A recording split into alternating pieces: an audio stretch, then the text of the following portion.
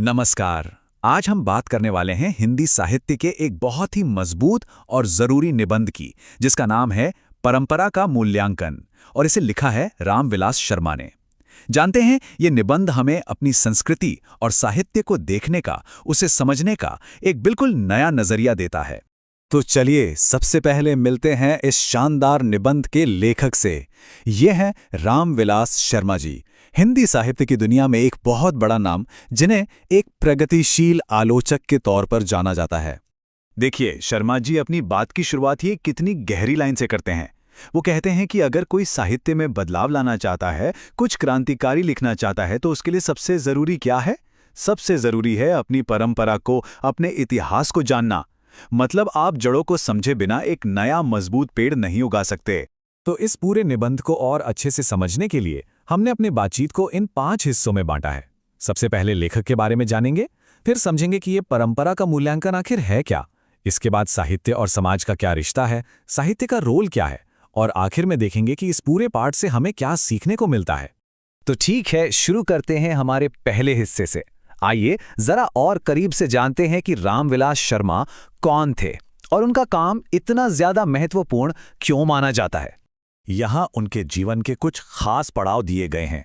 उनका जन्म उत्तर प्रदेश के उन्नाव जिले में हुआ और उनकी पूरी जिंदगी, जैसा कि आप देख सकते हैं, पढ़ाई लिखाई और साहित्य को ही समर्पित रही। लखनऊ यूनिवर्सिटी से लेकर आगरा तक उन्होंने हर जगह ज्ञान की रोशनी फैलाई।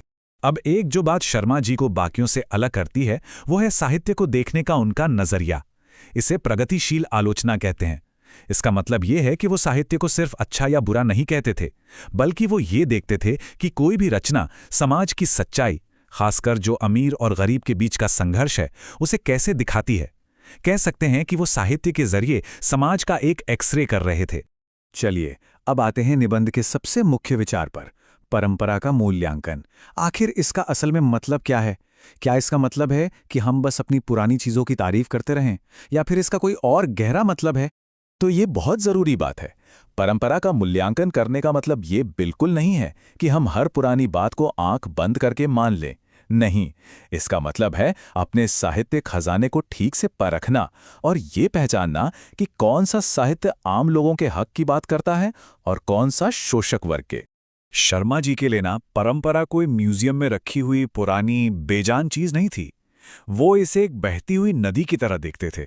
एक ऐसी नदी जिसमें कुछ कीमती मोती भी हैं, तो साथ में कुछ कूड़ा कचरा भी बह रहा है, और हमारा काम है उन मोतियों को चुनना और कचरे को पीछे छोड़ देना। तो अब बात करते हैं साहित्य और समाज के रिश्ते की। क्या ये दोनों एक दूसरे से अलग हो सकते हैं? क्या साहित्य समाज के बिना जिंदा रह सकता है? चलिए इस गहरे और अटूट रिश्ते को जरा समझते हैं। शर्मा जी का मानना था कि जैसा समाज का ढांचा होगा, वैसा ही उसका साहित्य होगा। जैसे पूंजीवादी व्यवस्था में जहां हर चीज का मकसद सिर्फ और सिर्फ मुनाफा कमाना है, वहां साहित्य भी एक बिकने वाली चीज, एक कमोडिटी बन जाता है। लेकिन वहीं दूसरी तरफ एक समाजवादी व्यवस्था में, जहां समाज की भलाई सबसे ऊपर है, वहां साहित्य लोगों को जोड़ने का, उन्हें प्रेरित करने का एक साधन बन जाता है। देखिए कितना बड़ा फर्क है। तो जैसा कि शर्मा जी समझाते हैं, साहित्य कोई हवा में पैदा नहीं होता। वो तो एक आईने की तरह है। एक ऐसा आईना जो हमारे समाज के हर पहलू को दिखाता है। हमारे आर्थिक रिश्ते कैसे हैं, हमारी सोच कैसी है, हमारी राजनीति कैसी है, सब कुछ उसमें झलकता है। अच्छा, तो साहित्य सिर्फ समाज का आईना ही नहीं है, बल्कि वो उससे कहीं ज्यादा है। अब हम देखेंगे कि साहित्य में समाज को बदलने की, उसे एक नई दिशा दिखाने की कितनी बड़ी ताकत होती है। शर्मा जी इस बात पर बहुत जोर देते हैं कि ठीक है, समाज तो एक माहौल बनाता है, लेकिन उस माहौल में कुछ नया रचने का काम, कुछ ऐसा बनाने का काम जिसका असर सदियों तक रहे, वो एक प्रतिभाशाली लेखक या कलाकार ही कर सकता है। तो साहित्य हमारी संस्कृति को आगे कैसे बढ़ाता है? इन 4 तरीकों से। देखिए, वो पुरानी संस्कृति से नाता नहीं तोड़ता, बल्कि उससे सीखता है, फिर उसी सीख से समाज को आगे बढ़ाता है, लोगों को नई प्रेरणा और दिशा देता है, और हाँ, अलग अलग भाषाओं और क्षेत्रों के बीच एक पुल का काम भी करता है। और यही तो महान साहित्य की सबसे बड़ी पहचान है। सोचिए, इंग्लैंड में शेक्सपियर हो या भारत में तुलसीदास, क्या उनका काम सिर्फ उनके देश या उनके समय तक ही सीमित रहा? नहीं, उनका काम तो समय और सीमाओं को पार करके पूरी दुनिया की धरोहर बन गया। तो चलिए, अब तक हमने जो भी बातें की उन सबको एक साथ लाते हैं और इस निबंध से मिलने वाले उन मुख्य संदेशों को समझते हैं जिन्हें हमें हमेशा याद रखना चाहिए। तो इतनी सारी बातचीत के बाद सबसे बड़ा सवाल तो यही उठता है कि आखिर इस पूरे पाठ का निचोड़ क्या है, इससे हमें सीखना क्या है। तो ये हैं वो 4 सबसे जरूरी बातें जो शर्मा जी हमें सिखाते हैं। पहला, कुछ नया करने के लिए अपनी परंपरा को गहराई से समझना जरूरी है। दूसरा, साहित्य समाज से अलग नहीं बल्कि उसी से जुड़ा है। तीसरा, साहित्य का सही विकास एक अच्छे और बराबरी वाले समाज में ही हो सकता है। और चौथा, साहित्य किसी भी देश की संस्कृति को दिशा देने में एक बहुत बड़ी भूमिका निभाता है।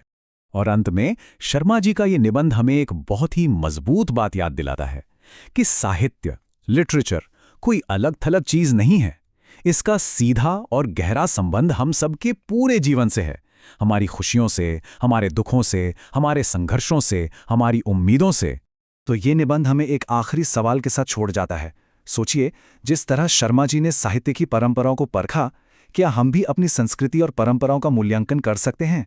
क्या हम ये देख सकते हैं कि कौन सी बातें अच्छी हैं जिन्हें आगे लेकर जाना चाहिए, और क्या है जो पुराना हो चुका है जिसे पीछे छोड़ देने में ही सबकी भलाई है?